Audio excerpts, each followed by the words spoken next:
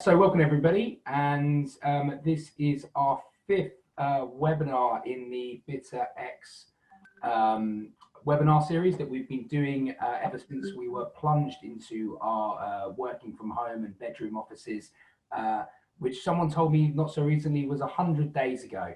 So maybe that was a day ago. Maybe it's been 101. So thanks everybody for tuning in.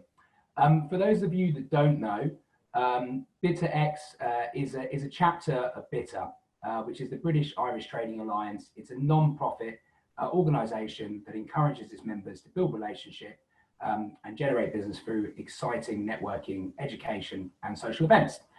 BITAx specifically, we are dedicated to young professionals. We're looking to provide opportunities, education, and I think we've been doing a pretty good job of getting some good content together throughout this period, and we've been lucky enough to have it with this series of webinars, speak to a series of founders of businesses, hear a bit about their story, and the people that have been able to get logged in have been able to hear a bit about them. So this week I'm excited to welcome Jake. In terms of the format for today's webinar, everyone as they come into the room, just a bit of housekeeping, should be on mute. And if you have any questions throughout the day, thank you for taking the time to listen in. Please put them in the chat, and then I'll put them to Jake at an appropriate point.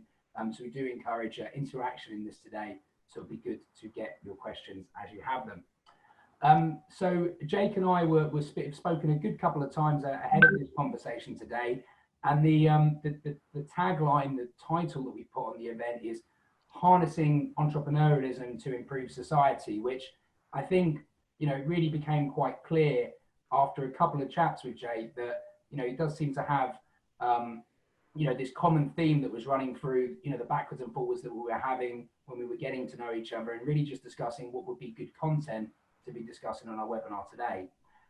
Jake's launched multiple businesses, online businesses in quick succession. He's a self-described serial entrepreneur, and I'm excited to be speaking and getting you in front of our audience today, Jake. Maybe you can sort of kick things off with just briefly a sort of bit of background about yourself. Yeah, no worries. Thanks for the generous intro, Peter. Yeah, so Peter described me quite well, just a serial entrepreneur. Like you said, I've set up multiple online companies under the name of the Improver Future Group. So currently have 5 enterprises, 22-year-old entrepreneur, originally from Kent. And yeah, I mean, entrepreneurship, it's not really a job or a hobby for me. It's kind of like a lifestyle. So that's pretty much about me. I wake up, I think about entrepreneurship. I go to sleep, I think about entrepreneurship. 7 days a week, 24 hours a day. And I'm trying to, impact the world positively through entrepreneurship. So if I was going to give a short intro, that would pretty much be it. So where do you think you got this entrepreneurship from? How did that begin in you? I mean, it's difficult to boil it down to one factor. I think it's a succession of different things. I mean, general things from school. Many kind of young entrepreneurs in school, they might sell sweets or they might do some kind of entrepreneurial activity. I was exactly the same. I had many different kind of young enterprises, things from, I had one called Helping Hand when I was 12. I used to knock on all the rich neighborhood doors, hand out leaflets and try and get some work where they basically pay me to do any odd job around the house. They paid very well, as you can imagine. So I picked a good audience. And I just kind of grew from there, really. I mean, I kind of was inspired more in the trading space from a few short internships at investment banks between the ages of 14 and 16. So I was lucky to get kind of through the door there and shadow a few big guys. That was the industry I was really interested in.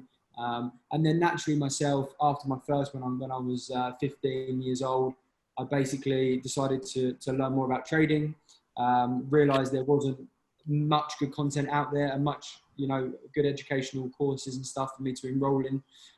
So after I basically managed to trade myself, I decided to set up my own trading education firm when I was 17.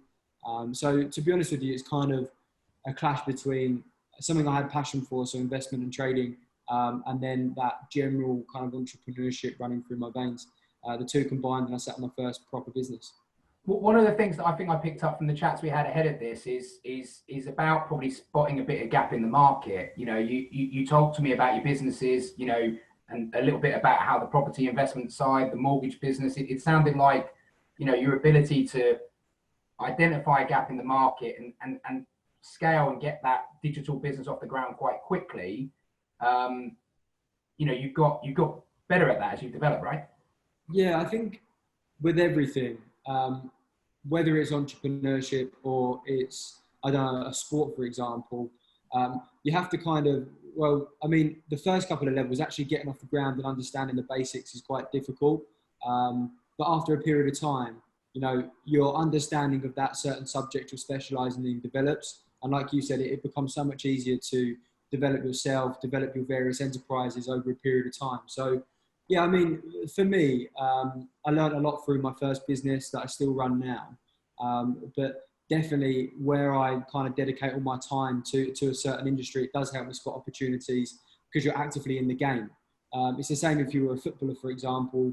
I always use football analogies. But yeah, if you're a footballer and you play against the same opponent 3 or 4 times, you naturally become, you know, you become more confident when you kind of play in that opponent. If you're playing in, you know, you move from the Championship to the Premier League, you become more confident in the Premier League the more games you play. So the longer time that I spent running a business in a certain industry, it made me more confident, you know, go with my gut feeling when spotting new opportunities and new businesses. Yeah. And I think, you know, going back to what I touched on earlier, you know, we spoke about improving society. And I think one of the things that came quite clear to you is probably clear to me from, you know, limited interactions, Jake, ahead of this was some of that drive and some of that drive to change things, you know, not just for the sake of, you know, growth on business growth. I mean, maybe you could sort of, you know, bring in the audience to a bit of, you know, a bit more detail around that and really what, you know, what's driving you forward in, you know, on that front. Yeah, I think when I first started out, like with most people, especially young entrepreneurs, the focus might be the wrong focus. So most people get into entrepreneurship because of money. I was the same, you know, I come into entrepreneurship because I wanted to make my millions. I wanted to drive my Lamborghinis. I wanted to live in my mansions. But, you know, things changed quickly for me and I realized what's really important. And it's like the title of this call, at the end of the day, entrepreneurship can be put to great use in terms of solving problems in society. And that's really kind of the driving factor for me. You know, the reason why I get up every day is because I know that my businesses are providing tons of value to people and I have a real purpose to keep succeeding. So, I mean, there's only so long that money can be a driving factor for you. And if you're not actually driven by a burning desire and passion and you know, clear sense of purpose, then you're not going to achieve much and you're not going to, you know, live a good career. So for me, it really is the driving factor behind everything. It's just the purpose that I have in life and that I've managed to find for myself. So anyone else who's trying to, you know, make something of themselves, you've got to build from your purpose upwards to make sure that you'll put all of your cards on the table and you'll give 100% of the time. Do you think, it sounds to me like it's, you know, you're very clear on that now and maybe your drivers are a little bit different, you know, when you started out, you know, naturally, of course. You look back at that, was there a clear moment where that that there was a lot more clarity around that for you, or did it just sort of slowly get a little bit more fully formed over time? I think it was the feeling of actually providing proper value to people for the first time. I still feel like now a lot of enterprises and businesses, they are in it for the money. And like I said, that can only go on for for a short period of time. So for me, it was kind of, the turning point was when I maybe pivoted my first business 3 or 4 times in terms of the service we were providing.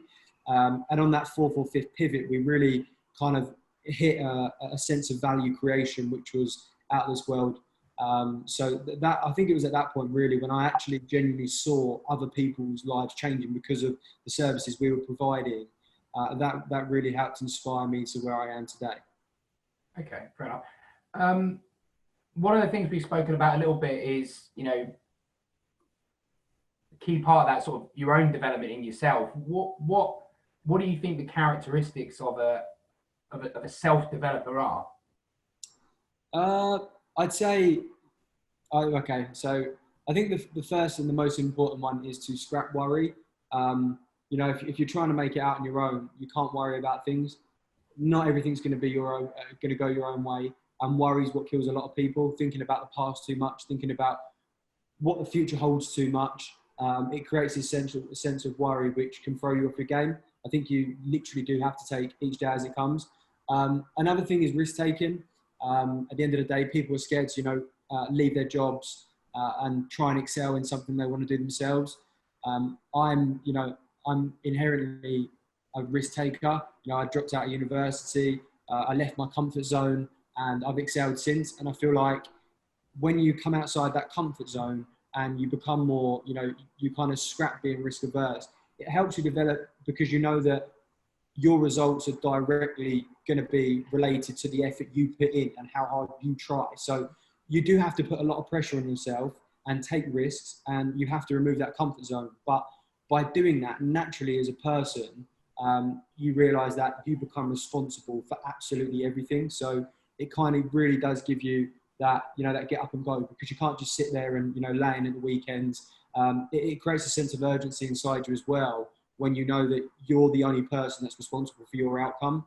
So I definitely say that is absolutely key, a key trait to be successful, is removing yourself from that comfort zone, not being averse to taking risks, really focusing on removing any worry in your head and focusing on the past or the future, and just taking everything as it comes. Okay. And talking a little bit about, that drive to improve society. I mean, where do you see, what areas of, are you trying to have the most impact on? Where are you trying to make your mark? So the trading space, very skeptical space. I'm sure most of us are familiar. Maybe the older generation with a fake pension call, something like that.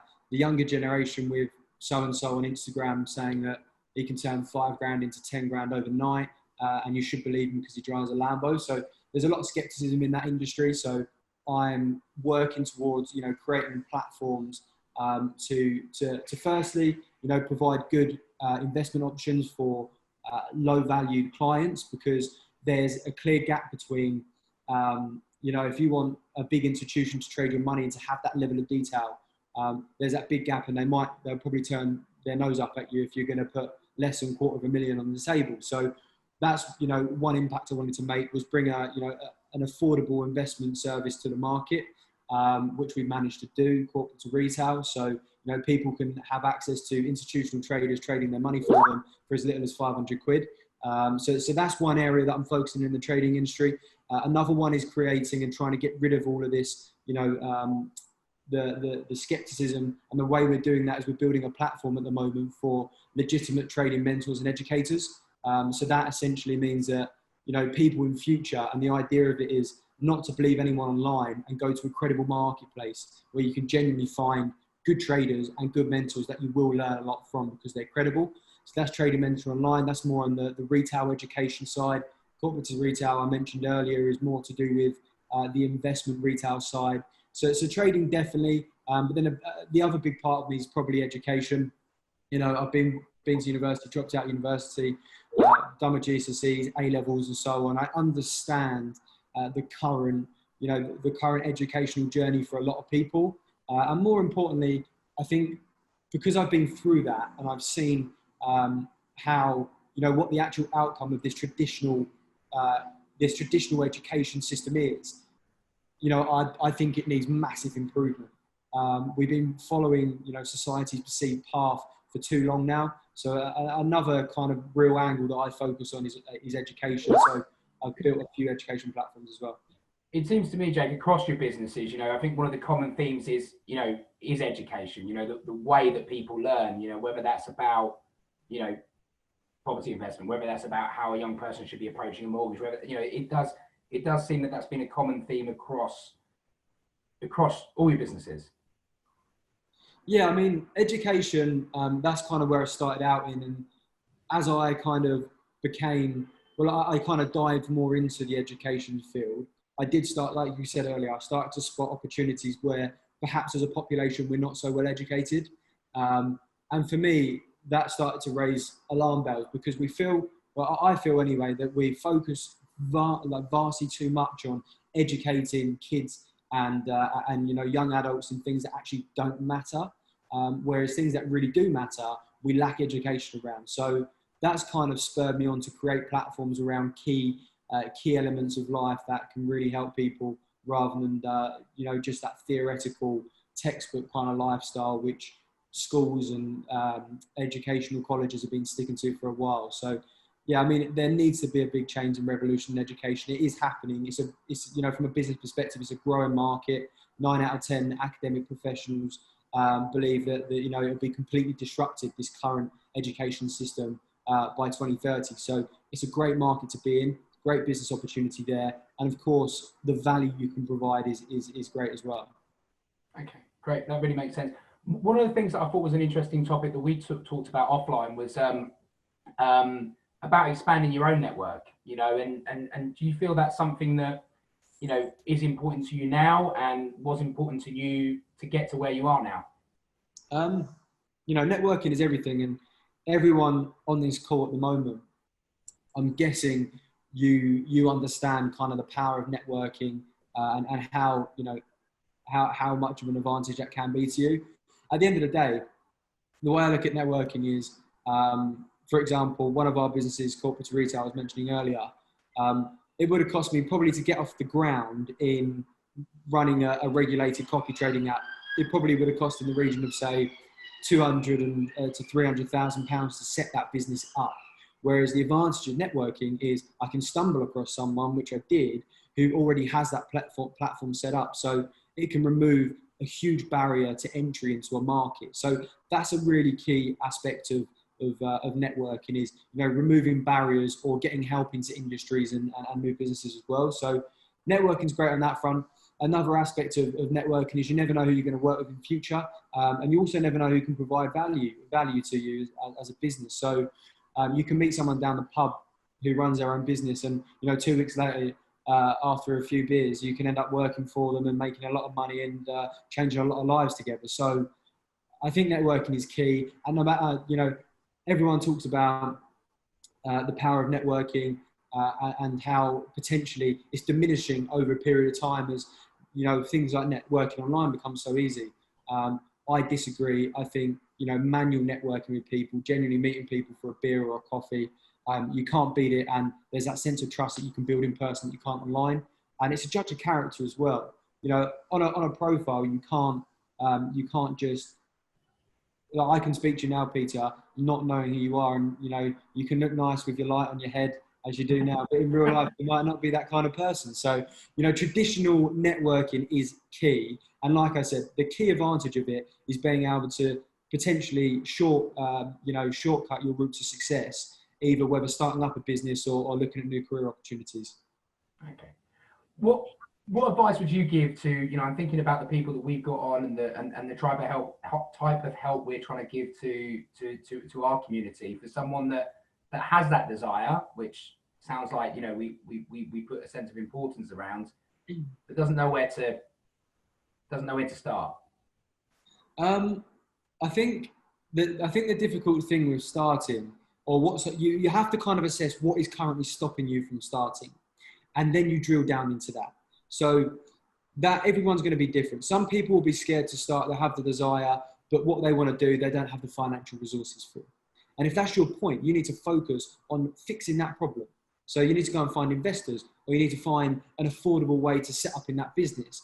Perhaps your reason for not starting is because you're scared of leaving your job and your income. So you need to start drilling down into that problem and solving the issue. So is there a way that you can set up your business and spend 2-3 hours a day running it of an evening? Is that possible for you? So to be honest with you, it completely depends on what's stopping you. And the way that you have to take it is to realize what's stopping you. And once you've realized it, drive into that issue and start to solve the problem. That is what entrepreneurship is about. So if you start as you mean to go on, i.e. solving problems that you're currently faced with, you'll naturally start to create the right behavior to succeed. Okay.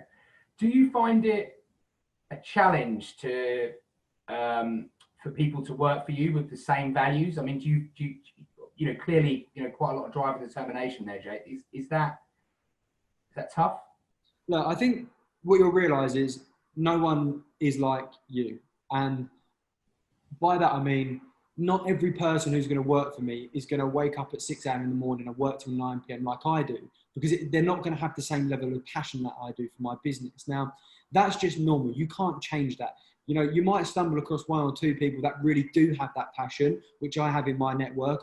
You know, working for me, I've probably got 4 or 5 key characters that, you know, share exactly the same level of passion that I do for the enterprise and the group, which is brilliant. But, you know, there's probably another 20 people that, you know, are affiliated and work for the businesses that don't have that same drive and ambition. And unfortunately, it is a game of trial and error. It's a game of taking people on and getting rid of people to find those ones that really want to work towards and are passionate about your business. One thing that I found very helpful to, you know, develop people into becoming passionate about what you do is it's all based around the incentive. So stop paying people like, you know, a ridiculous salary of some sort. Actually, you know, tie their monetary incentives to the actual rewards that they're seeking. So, for example, maybe a profit incentive from the firm's performance. You know, pick out the key KPIs of the business that are very important to the success and tie people to those for their incentive. Because at the end of the day, if they don't truly believe in what you're doing and they're not truly passionate about what you do, they won't take a deal like that. Whereas if they are, and they know that they're going to work every living hour to make sure that, you know, they make the biggest difference and they do as well as possible in your company, that's driven by an incentive based around what you're trying to achieve, then you're going to make sure that you're left with the best people around you. So that's what I'd say. Incentivize people correctly based on the business's performance, and don't be scared to go for a trial and error process, bringing different people on board, getting rid of people, and really funneling it down to the people that you really trust and that really share the same beliefs and passion as you. So that being said, you know, with someone that, you know, shares the same beliefs and passion, and as you know, you now have multiple businesses that you're running as opposed to maybe a couple of years ago, does that naturally mean that you're developing, you know, a tight, you know, a right hand, you know, man or woman? Is that sort of how things are playing out as the business grows, as you grow? Have you got people growing with you? Yeah, definitely. I have a couple of guys. So Dylan's my brother. He's pretty much my right-hand man. So it's key to have people like that around you that give you, you know, that have certain benefits to themselves that you don't have. So for example, myself, you know, I struggle. Like at the end of the day, you've got to face sometimes what you're not so good at. And sometimes I'm a little bit too optimistic. I'd never let anyone, you know, knock me for that. But sometimes that is the way I am. And I sometimes in some situations need, you know, leveling out. And my older brother, Dylan, he really does help me with that. So I'd say Dylan's pretty much my right-hand man. He works with me on 3 of the ventures. And you know, he's a key part of all of the enterprises. Another example would be someone like Ollie. Ollie's worked with me on 2 enterprises now. He shares the same passion and beliefs for changing the retail trading space that I do. Works incredibly hard. He's a very intelligent man. And, you know, again, he complements things that I'm not so good at as well. You know, he perseveres very well. He's got a very good attention span. Me, on the other hand, I don't have the greatest attention span, and I struggle to persevere certain situations sometimes. And, you know, so I think it's important to work with people and build trust with people that have strengths in your weaknesses, because you can't be good at everything. And anyone who thinks that, you know, you can is just, they're not in the real world. Yeah. With your vision, you know, especially about education and that side of things, and the values that you hold with you and your close community, I mean, there must be other companies, education companies around there that share a similar vision that there's synergies with. I mean, do you find that you're working in partnership, you know, with similar entities, the values are aligned? Is that, you know, are there challenges around that? It's difficult because our space is, like I mentioned, it's very skeptical. You know, even people that you think are legit through and through, they end up not being legit through and through, and they end up actually, you know, being revealed with who they truly are. So I do struggle, especially in our industry, to to share morals with people. And I know, you know, I will be completely open and honest about every situation. And if there are companies out there that genuinely do share the same vision that we do, then by all means, I'm happy that they're growing and I'm happy that they're providing value as well. But in the industry we're in, you know, that's very far and few between, to be honest with you. Do you think that your values, you know, come across in you know, across in your brand? Does that come across in all your businesses? Does that shape it quite significantly?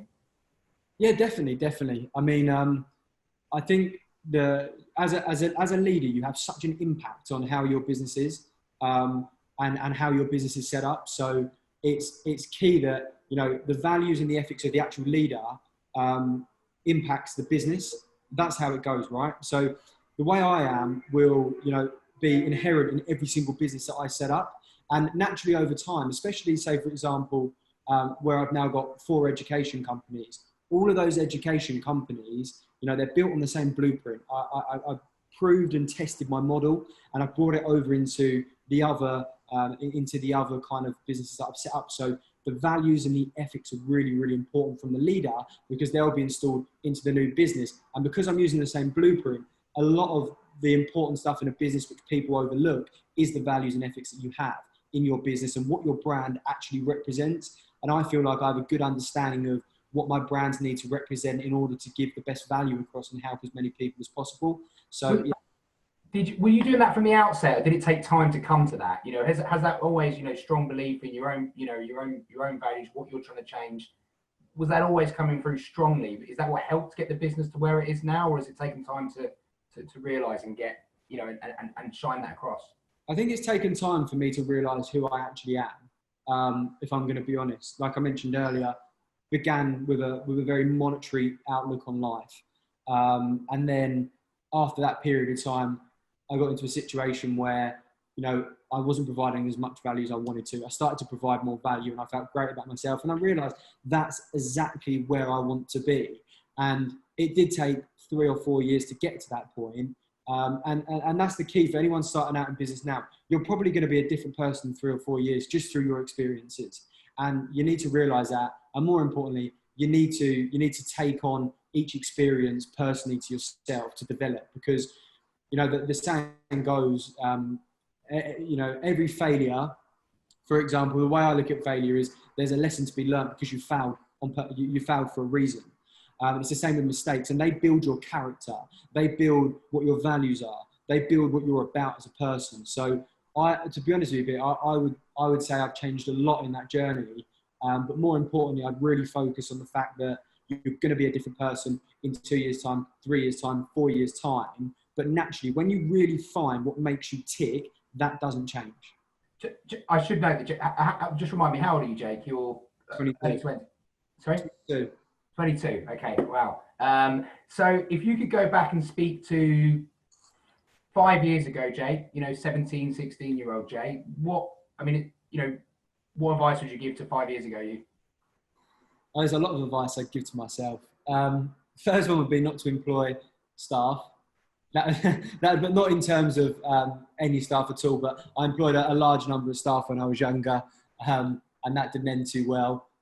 So yeah, I definitely would think that's a result of a lesson I teach the younger me, which is don't try and run before you can walk. I think, you know, a lot of people can relate to that. It is a situation where, you know, 4 or 5 years ago, I wanted it all now. And perhaps, you know, that influenced a lot of my decisions, such as employing too many staff and things like that. So I'd give that bit of advice to myself. And I'd probably say be more humble. Not now, because I've learned from that mistake, as you can tell from talking to me. But there were periods in my journey where I wasn't as humble as I should have been. And, you know, that cost me a lot of money. That cost me a lot of my success. And you know, it did teach me a lot of lessons. So I'd say I would have set out with more of a humble mindset. I would have set out with, you know, more of a approach to trying to take things a little bit slower and not trying to run straight off the bat. And I definitely, in a business sense, I'd say look at data. When I was younger, you know, someone would go, how's your business doing, Jake? When I was like 17, 18, yeah, flying, mate, absolutely flying. When realistically, I didn't have a clue about any of the key KPIs that actually matter to the success of my business. So in terms of people like, what are you going to do next year? My response would literally be, oh, I'm going to take on the world. But in reality, if I had actually thought about things in future, I should have been more humble. I should have, you know, tried to slow things down a bit and put more be more informative in decisions and take a look at data more, so I could actually accurately forecast where the businesses were going and how successful they'd be. I mean, I'm quite a firm believer that, you know, sometimes you've got to make these mistakes to pick yourself back up and learn from them. And, you know, if you don't make those mistakes, then maybe those lessons aren't ingrained in you enough to you know, to take those future lessons with you. I mean, you know, you're still very young, Jake, you know, and you know, I mean that in the best possible way. You know, I think probably, you know, some of those ups and downs along the way, you know, it shapes you and equips you for moving forward. Is there, I mean, let's talk about moving into the future. I mean, do you think there's one thing in society that you'd like to really change in years to come? You know, let's go back to that. There definitely is. I just wanted to touch on one point, which you were talking on about when you were saying about mistakes. Look, at the end of the day, life is a game. Like, I find it quite laughable how serious people are about life. You know, it is literally a game, and it's all about how you look at life in terms of how much you're going to get out of it. If you're one of those people that, you know, you worry about absolutely everything, like I mentioned earlier, you're thinking about the past a lot, you're thinking about the future too much, you're ever growing concerned about things, you're going to find it very difficult to create happiness for yourself. And the reason why I say life is a game is because it takes that seriousness out of life. And when you take that seriousness out of life, it allows you to enjoy it more, you know, live for the moment. And it kind of adds that twerk to it. So in a game, for example, you start off on the first couple of levels. Naturally, you're trying to get the game and you're thinking, oh, I'm really bad at this game. Like, I'm really bad at it. How do I get better? And you naturally just play the game more, right? You learn more about the game and then you start passing through the levels. It's the same in life. You're not born an entrepreneur. You're not born a footballer. You have to, you know, learn your art and develop through the levels. And as you develop through those levels, you'll naturally become more talented, and you know, what you can achieve in life will brighten completely. So that's one advice I take for everyone. Look at life as a game. Start passing through the levels and use your goals as levels, right? So, for example, you might have a goal for the next quarter, a goal for the next year, a goal for the next 3 years, whatever it might be. Use those as your levels in the game and progress through the levels and stay on your game. And if you think of life as a game, I guarantee you it will make you so much happier, because when something goes wrong, you will have the mindset of, oh, well, I'm just going to retry. Like you do in a game, you pause the game and you restart and you learn from your previous mistake. And that's what you can do in life if you treat it as a game. I think it's interesting because initially when you said that, you know, but when you talk about levels and you talk about it makes sense, because I think initially, you know, from spending a short amount of time with you, you know, getting a slight insight into, you know, the guy you are and how you think, that took me as a bit of a shock. Oh, it's a game. Well, don't take it. I see what you mean. You know, definitely. There's many elements to it. I just can't see how you can be happy in life if you're worrying about things and you're stressed on things that don't matter. And if you're not challenging yourself, and that's what a game does, it challenges you. Like I said, levels are goals. So you're trying to reach the next level in the game, and then you get the goal. And then naturally, as you get a lot higher in the game of life, the stakes become a lot higher. So, you know, you'll be really well connected. You'll have loads of knowledge. So you can literally overnight go from a situation where your business is worth $1 million and now it's worth 2 million. Whereas when you were earlier on in the game, your business, you made 200 quid one month, you made 400 quid the next month. So naturally the stakes become higher. And I don't know, it just helps me a lot, you know, get through life. It makes me kind of make me thankful for why I'm here. And it just gives me a good positive perspective. So I don't know if that helps anyone, but that's the way I look at life, and it's doing all right for me so far. Jay, I think we could speak, you know, we have spoken about this, you know, ahead of the call, and I think every time we speak, you know, we get a slightly different, you know, view and your take on things. And look, you know, I'm glad we managed to get this time together. And I think, you know, for the young, you know, entrepreneurs, the young professionals that we're trying to reach out to with BITAx, I think there's a lot that people can take away from this. And, you know, I'm looking forward to you know, when we can go to a more traditional networking, because obviously we've only met through the other eyes of other end of a Zoom call and these webinars, and you know, I think I'd be excited to you know, to be talking about these ideas in the future in the BITAx community. How do people get in contact with you, Jake? I mean, you're pretty prolific on social media, followers coming out different channels. What's people want to connect with you? What's the best way of doing it? So I'd say, right, so a couple of avenues. Firstly, most of my @names on social media is just jakelee.co. So that's social media names, you know, Twitter, Facebook, Instagram, LinkedIn, obviously just Jake Lee, and I'm sure you'll recognize my pretty face when searching for Jake Lee's on Instagram. And yeah, I mean, again, jakelee.co, if you visit that, it's a website, it's my own personal website. I give out free entrepreneurial content on there and stuff like that. So feel free to go on my website, and there'll be a banner on there where you can register for like weekly entrepreneurial tips and stuff like that. So there's a few methods for you, Peter. Okay, great. And look, I also, you know, anyone that's found this event today has probably found it through LinkedIn or a post. Obviously, we've tagged you in that. If you go on the BITAx LinkedIn page, we're regularly putting our contacts. We tagged Jake in that so people can get in contact should they need to. I'm looking forward to getting things you know, kicked off in a couple of weeks' time with our next series. But Jake, I'd just like to take the time to thank you for joining us today. I think everyone's got a lot out of it, and you know, we'll be putting this up online after for people to review, for those that have missed it. And yeah, I think that, you know, the feedback we've had on the chat and the questions clearly very engaging, and you know, I really enjoyed having you on the webinar this week. No worries, no worries. Like I said, I think you know, my general morals in life are the same in business. If anyone feels like they need a little bit of advice, or they're struggling with themselves at any point in time, then, like I said earlier, my social channels, just reach out to me. I'm more than happy to, you know, give you any guidance or help that you might need at any point. So yeah, I've enjoyed it. You know, I love talking about this stuff, and yeah, I'd love to talk at one of your networking events when they're back up and running. So I look forward to that. And yeah, other than that, thanks to everyone for attending. I hope you managed to take value from this call, and I'll probably see a few of you around in the near future. So it's very in keeping with what we're about here at BITAx, Jake. So thanks a lot, and everyone, thank you very much for taking the time to listen in this evening, and we look forward to connecting in a couple of weeks' time for the next one.